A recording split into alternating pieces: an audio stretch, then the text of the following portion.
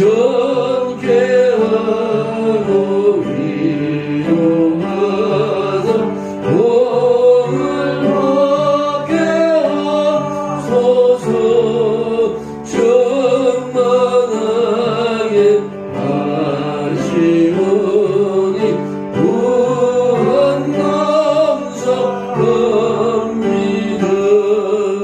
예수여 배우니 나의 기도 들으사 애통하며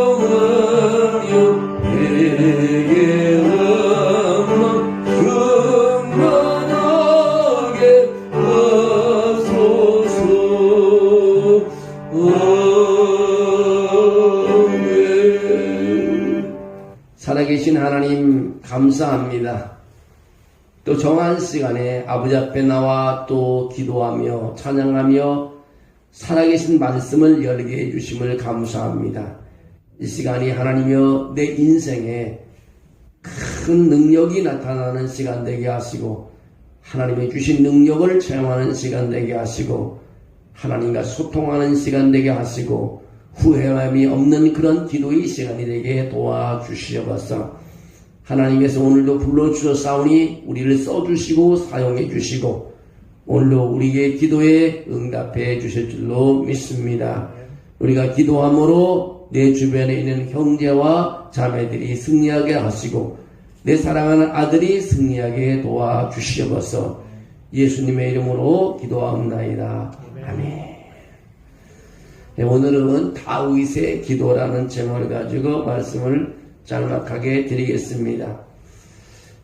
여러분, 오늘 금요 기도에서 우리는 성경에 기록된 가장 강력하고 동시에 가장 어려운 기도에 대해서 말하려고 합니다. 이 기도는 다윗 왕이 드린 고백입니다. 단 3마디인 것입니다. 내가 여호와께 죄를 지었습니다. 우리가 죄를 고백하는 것처럼 힘든 게 없습니다. 근데 다윗은요, 나단 선지자가 지적을 하니까 내가 여호와께 죄를 지었다고 고백을 합니다. 아마 다윗이 자기가 죄를 뉘우치지 않으면 자기 죄를 지적하는 나단 선지자를 죽였을지도 모릅니다.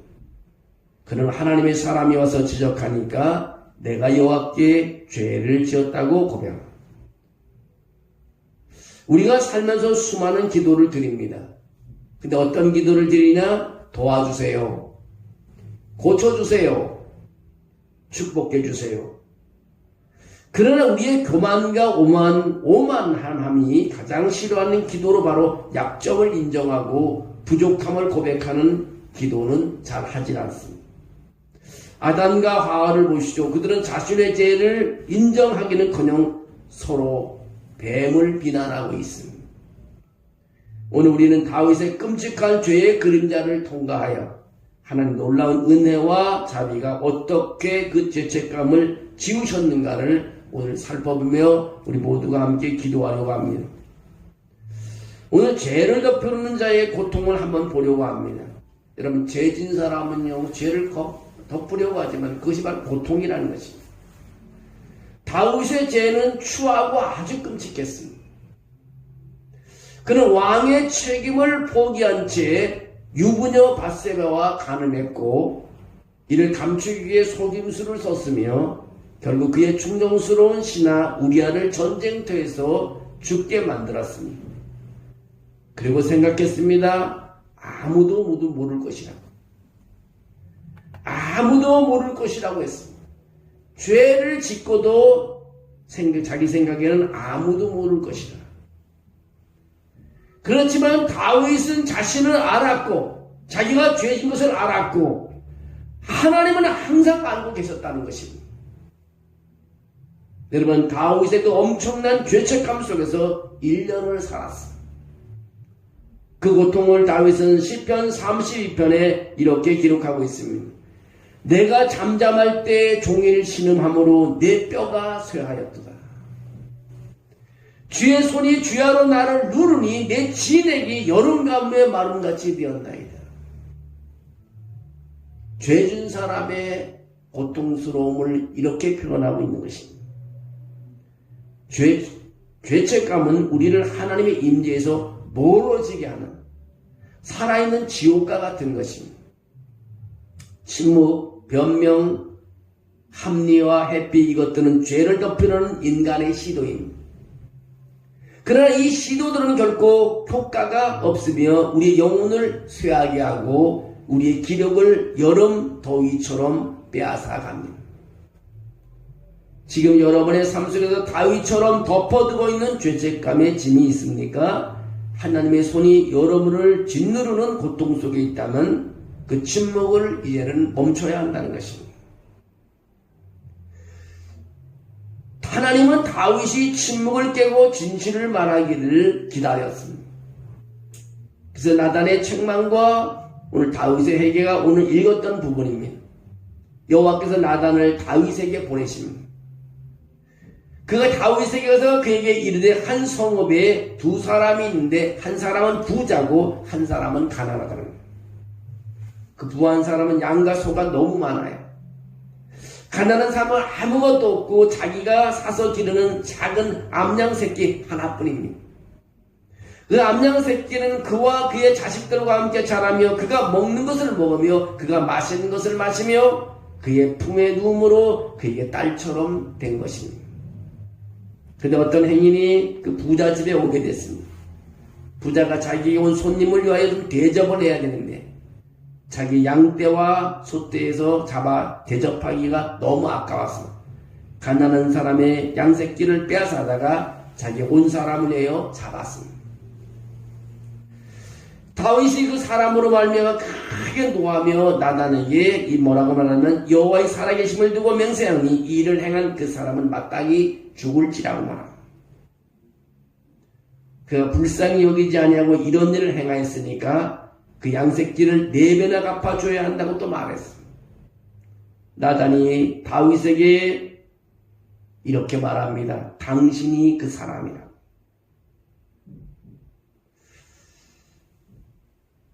나단 선지자가 다윗에게 그 사람이 바로 왕이라고 직언했을 때 다윗은 더 이상 피하지를 않았다는 것입니다. 그는 가장 어렵고도 가장 효과적인 고백을 드렸습니다. 그 고백이 내가 여호와께 죄를 지었습니다. 놀라운 은혜가 이 순간 터져나와야 하는 것입니다. 다윗이 자신의 죄를 인정하는 은혜와 자비가 그에게 넘쳐 흘렸고 즉시 나단은 선포합니다. 여호와께서 이미 왕의 죄를 용서하셨습니다. 왕은 죽지 않을 것이다. 여러분, 우리가 죄를 인정하고 회개하는 것이 내가 사는 길이라는 것입니다. 죄짐으로 나는 죽어야 하지만 회개하니까 하나님께서 다윗을 다시 살려주는 것을 보게 됩니다. 하나님은 용서를 해주었습니다. 용서는 고백을 통해서만 온다는 것입니다. 해방감을 주고 생명을 주고 죄책감을 지워준다는 것입니다. 이것이 바로 다윗에게 임했던 영광스러운 강력한 말씀이며 이 말씀은 오늘 이 자리에 우리 모두에게 임하는 약속의 말씀이 되기를 원합니다. 우리가 영혼을 회개하는 것이 그렇게 중요합니다. 내가 무슨 죄를 졌는지 내가 알고 하나님이 아십니다. 근데 그거를 이제 터뜨려야 되는 것이죠. 하나님께 고백하는 것입니다. 내가 죄인이라고 고백할 때 우린 사는 역사가 있다는 것입니다. 하나님의 용서는 얼마나 놀랍습니까? 이사야 선지자를 통해 하나님은 우리에게 약속하십니다. 오라 우리가 서로 변론하자. 주께서 말씀하시니 너희 죄가 주홍 같을지라도 눈과 같이 지어질 것이요 진홍같이 붉을지라도 양털같이 되리라고 말하고 있습니다. 과거에 하나님의 자비를 받아들이기를 더디했던 한 사람이 있었습니다. 그녀는 과거의 부도덕한 사건 때문에 자신이 용서받을 수 있을지를 의심했습니다. 그러나 그녀가 뉘우치고 하나님 아버지께 달려갔을 때 하나님의 그의 몸은 활짝 열려서 그분의 자비가 얼마나 크신지를 발견했다고 합니다. 여러분, 고백은요, 우리의 죄를 고백은 하나님께 용서받는 길인 것입니다. 용서받았다는 느낌은 마치 봄 소나기에 젖은 깨끗한 옷을 입은 어린 소녀가 된 것 같다고 합니다. 이렇게 깨끗하다는 느낌을 받아본 적이 없다고 말하는 것입니다. 여러분, 우리 죄가 아무리 끔찍하고 아무리 주홍같이 붉으려서 우리의 죄책감을 없애주시고 우리를 눈처럼 희게 해줄 줄로 믿습니다. 무서워할 필요가 없습니다. 나한테 고백하라는 거 아닙니다. 하나님께 고백하는 것입니다. 누구처럼요? 다윗처럼. 오늘 나갈 선지자는 여러분에게 오지 않지만 하나님의 말씀이 여러분에게 들려질 때에 여러분 죄를 회개하라는 것입니다. 하나님 말씀이 여러분을 찌를 때 회개하라는 것입니다. 하나님 말씀이 나에게 전해지고 내가 받아들일 때 내가 내 죄를 알 수 있습니다. 그리고 하나님께 여러분 고백하는 그런 마음 우리가 사는 인생이 되기를 주의 이름으로 축원합니다. 오늘 다윗의 기도를 그래서 오늘 밤에 드리려고 합니다. 주님은 지금 여러분의 삶에 특정한 죄의 손가락을 대고 계십니다. 침묵으로 버티거나 주님과 논쟁할 필요가 없습니다. 더 이상 기다릴 필요가 없습니다. 우리가 할 수 있는 가장 쉬운 일은 하나님이 죄를 깨닫게 하실 때 예라고 말하는 것입니다. 오늘 이 거룩한 금요일에서 다윗의 기도를 드리시기 원합니다. 내가 여호와께 죄를 지었습니다. 이 고백을 통해 하나님의 은혜와 용서가 여러분의 영혼을 깨끗하게 해주시고요. 놀라운 해방을 허락해 주실 줄로 믿습니다. 때때로 우리가 사람 회개하라 그러면 내가 뭐 회개할 게 있냐고 오히려 반응이 좀 안 좋게 나타날 수 있습니다. 그러나 우리는 받아들여야 하는 것입니다.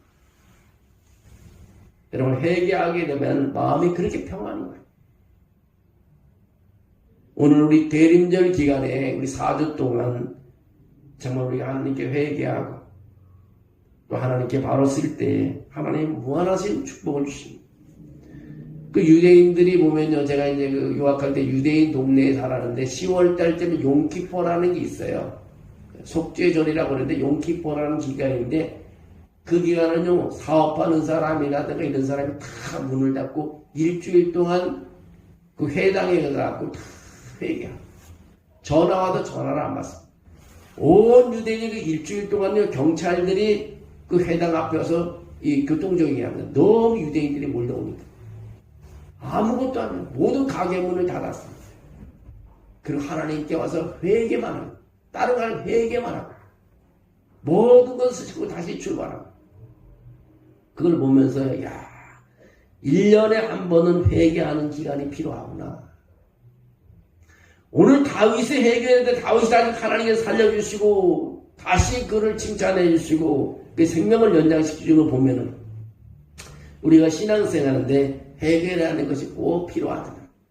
그래서 우리가 그것은 나만 알고 하나님만이 아는 것입니다. 하나님과 나만이 아는 그런 죄. 우리 하나님께 고백하고 내가 죄를 지었습니다. 인정합니다. 하나님께서는 용서해 주신다는 것입니다. 우리가 아이들도 잘못했다고 죄를 고백하면 정상적인 부모라면 다 용서해 주잖아요. 살아계신 하나님은요, 우리가 고백할 나무라기보다도 용서해 주시고 새로운 길을 가게 하시고 풀리지 않는 문제도 풀리게 해줄 줄로 믿습니다. 오늘 이 밤에 다윗의 기도를 드리고 우리 12월이 가기 전에 우리가 회개하며 새로운 아버지는 2026년에는 하늘문이 열리고 우리 앞에 새로운 길이 열리는 것을 보기를 주의 이름으로 축원합니다. 오늘 다윗의 기도가 여러분의 기도가 되기를 주의 이름으로 축원합니다.